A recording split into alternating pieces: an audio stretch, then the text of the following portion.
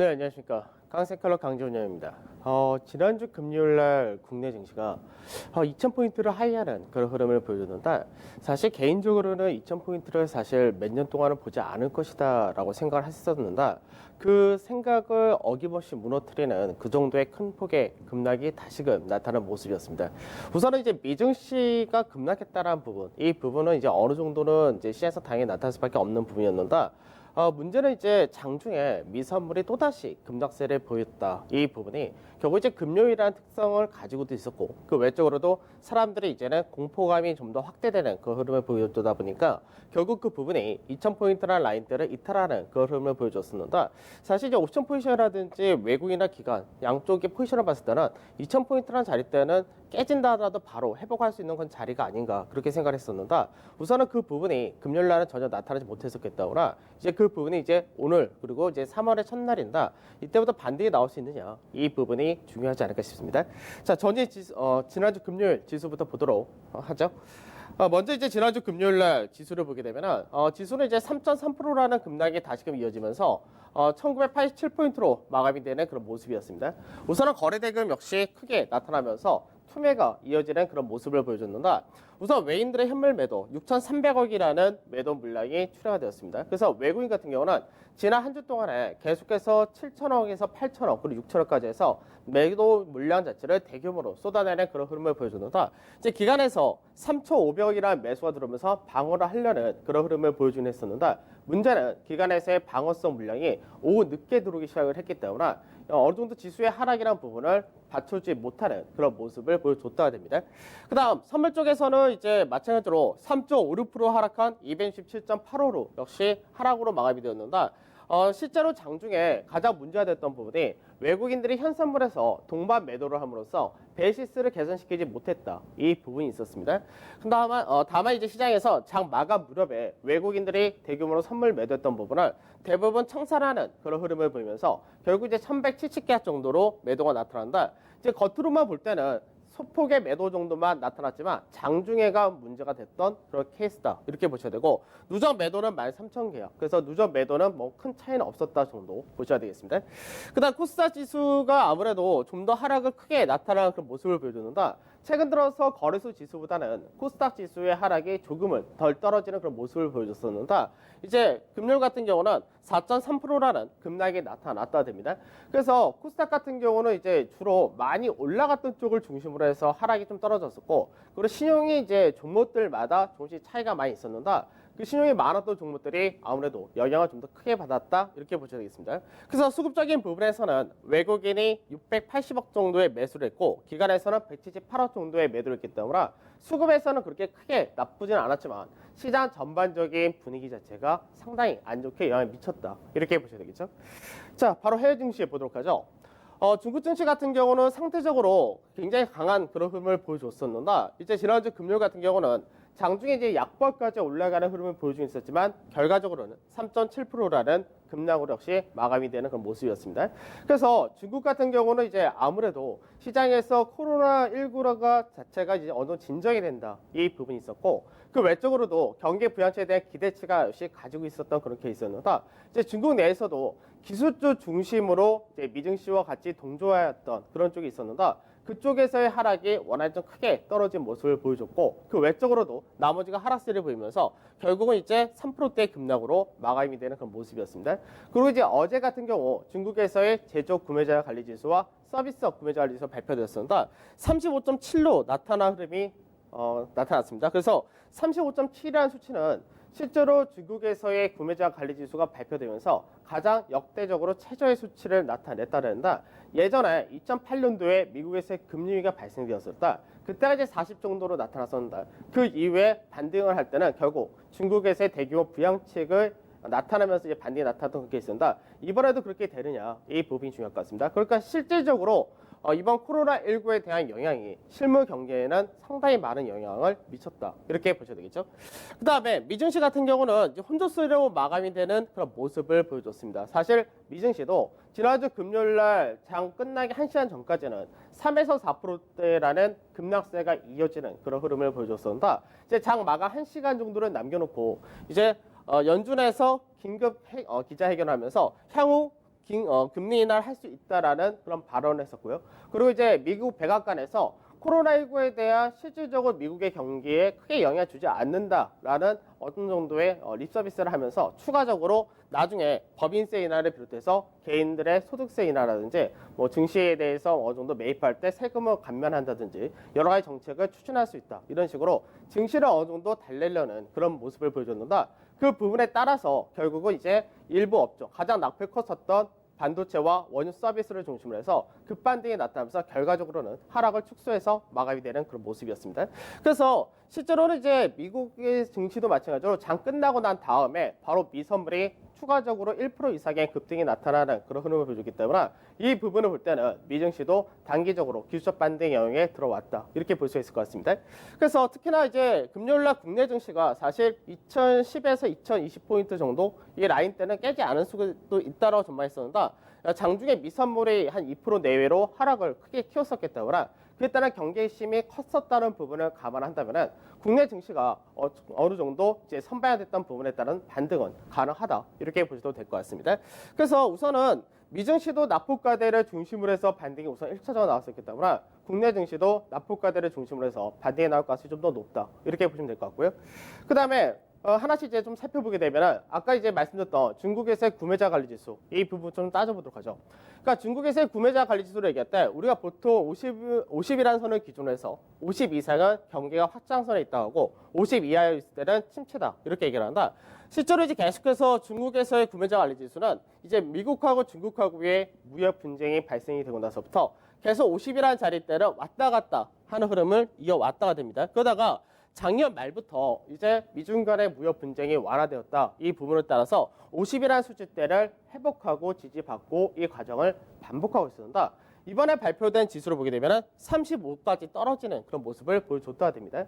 그래서 실제로 이제 아까도 말씀드렸듯이 이 정도의 급락이 나타난 적이 있었냐 이 부분에서 2008년도 금융위기가 발생되었을 때 그때 40 정도까지 떨어졌던 그런 과정이 있었는데 그러고 나서 이제 본격적으로 중국을 비롯한 전 세계가 부양책을 피기 시작하면서 그 부분이 서서히 올라오는 과정이 있었습니다. 그래서 앞서도 말씀드렸듯이 2008년도 금융위기가 발생되었을 때 그 당시 미국이라든지 유럽 같은 선진국에서는 추가적인 부양책을 피기보다는 위기를 진정하는 역할을 하고 있었기 때문에 그 부분에서 중국을 비롯한 신흥국이 오히려 대규모의 경기 부양책을 피면서 신흥국 중심의 장세가 많이 나타나게 됐었고 오히려 빠른 회복을 보여줬는데 이번에도 그런 과정이 나타날 수 있을 것이냐 이 부분이 중요하고 그리고 나서 지금 미국이나 유럽도 마찬가지로 추가적인 경기 부양책이 필요하다 이쪽으로 거의 공통적인 발언을 하고 있는 그런 상태이기 때문에 앞으로 경기 부양책이 얼마만큼 나오느냐 이 부분에 따라서 국내 증시도 거기에 따라서 맞춰갈 가능성이 높다 이렇게 보셔도 되겠습니다.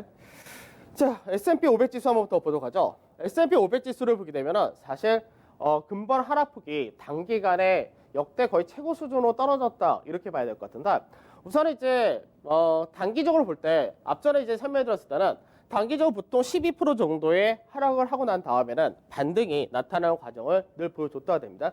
근데 이때는 기준이 뭐였냐면은 고가 대비 하락폭이 12% 정도 이렇게 말씀드렸습니다. 실제로 이번에 하락이 나타난 부분을 보게 되면 고가 대비해서는 약 15% 정도의 조정이 나타났었고 종가를 기준할 때는 이틀 동안 2주 동안에 약 12.6%의 급락이 나타난 그런 게 있었습니다. 그러면 이 정도의 급락이 나타났던 거는 2018년도 이제 하반기에 급락이 나타났던 그 과정이 있었는데 그러다 보니까 이 당시도 마찬가지로 이제 종가 기준으로 할 때는 약 3주 동안에 12.5% 정도 하락을 했었고 그러고 나서 반등이 나타나기 시작하면서 어느 정도 주가의 급락 부분을 회복하는데 상당히 좀 오랜 시간이 걸리는 그런 케이스를 보여준다.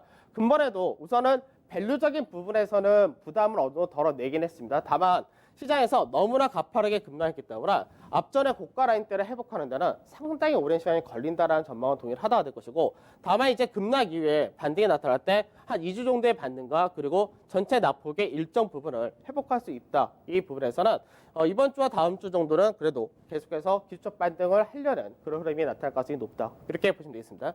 그래서 실질적으로 S&P가 지지를 받은 자리가 어디냐면 2018년도에 고가 라인대 여기서 지지를 받았다 이렇게 된다.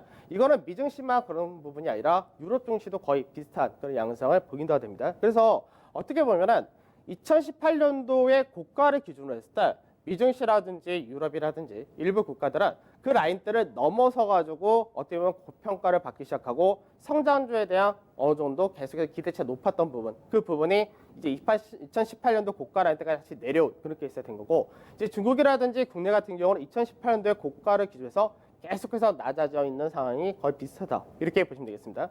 그래서 실질적으로 이제 중국을 비롯해서 국내를 비롯한 일부 국가들이 어느 정도 키 맞추기를 하려면 실제로 더 강한 흐름을 보여줘야 된다. 그렇게 되기 위해서는 디커플링이 나와줘야 된다. 이 부분도 실제로는 코로나19가 얼마큼 빨리 진정이 되는 국가냐, 그리고 부양책에 대한 효과가 언제부터 먼저 나타나냐, 이 부분이 될 것 같은데, 아무래도 국내 같은 경우는 중국이라든지 홍콩에 대한 무역 규모가 40% 정도 되기 때문에 결국 중국에서의 부양책 효과가 얼마큼 빨리 나타나냐, 이 부분이 좀 더 중요하지 않을까, 그렇게 전망이 됩니다. 자, 그 다음에 MSCI 코리아 인덱스를 한번 보도록 하죠. 한 가지 지금 말씀드리면서 빠진 게 하나가 있는데, 그게 뭐냐면은 미국에서 달러 인덱스가 계속해서 하락세를 보이고 있다, 이 부분입니다. 그래서 지난주 금요일 날도 마찬가지로 연준에서 금리 인하를 약간은 시사하는 그런 발언을 하면서 달러 인덱스가 추가적인 약세가 나타났다는데, 그러다 보니까 원달러 환율이 1,200원까지 내려온 그런 상태입니다. 그래서 실질적으로 금요일 날 미증시가 3%대의 3% 4%대의 급락을 했었을 때 국내 관련된 MSCI 코리아 인덱스 같은 경우는 1.8% 정도의 하락이었었는데, 그만큼 이제 상대적으로 덜 떨어진다가 되는 케이스였습니다. 근데 문제는 뭐냐면은 장중에 미선물이 2% 이상의 급락이 나타났다, 이 부분이 있었는데, 결과적으로는 이제 금요일날 MSCI 코리아 인덱스는 결국 강보합으로 마감이 되었다가 됩니다.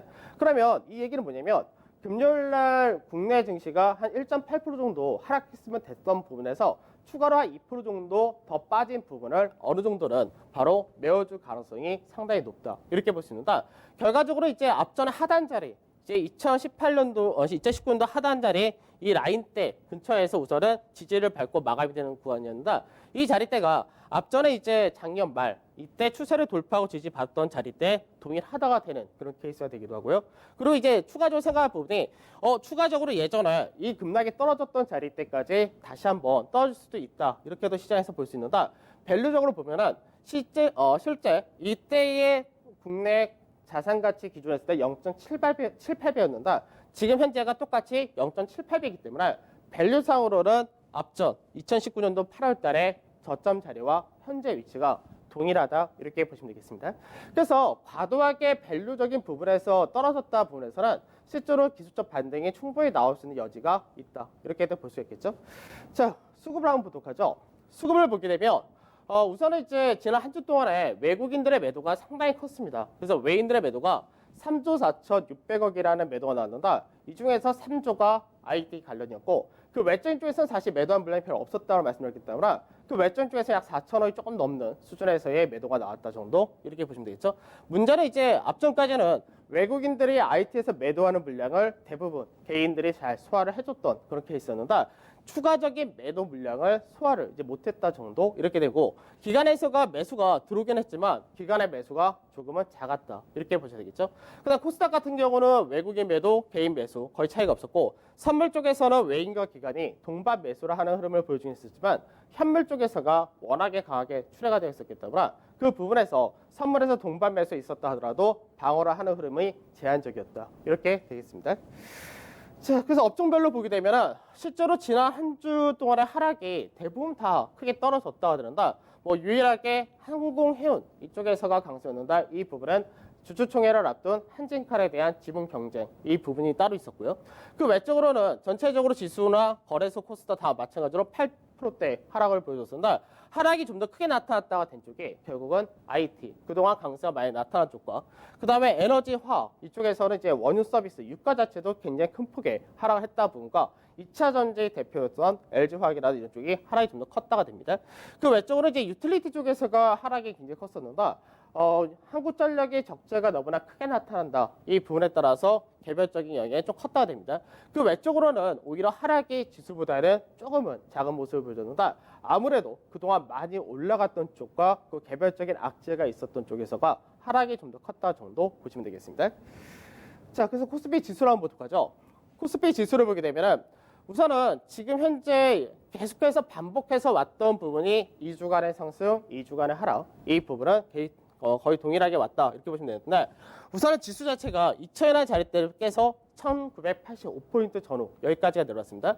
그래서 1985포인트라는 자리대는 2018년도 하반기 이때의 자리대와 거의 동일하게 맞춰진 그런 상태입니다.